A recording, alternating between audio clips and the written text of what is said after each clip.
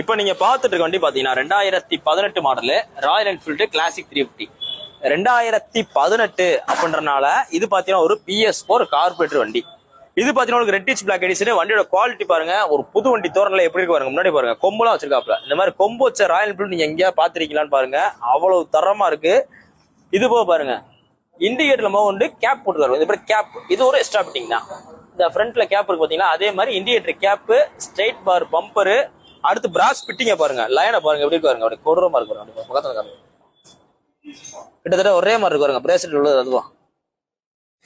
அடுத்தது இங்கிட்டு ஒரு லைன் இருக்கு, இங்க இருந்து காமிங்க. இங்கிட்டு ஒரு லைன் இருக்கு, அதையும் காமிங்க. சுத்தி சுத்தி லைன் ஓட்டிருக்காப்ல.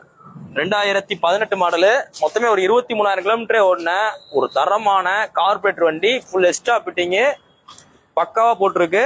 சைலன்சர் பாத்தீங்கன்னா, இந்த சைலன்சர் பேரு புல்லட் சைலன்சர் தான். இந்த சைலன்சர் மினி புல்லட் சைலன்சர் போட்டிருக்காப்ல.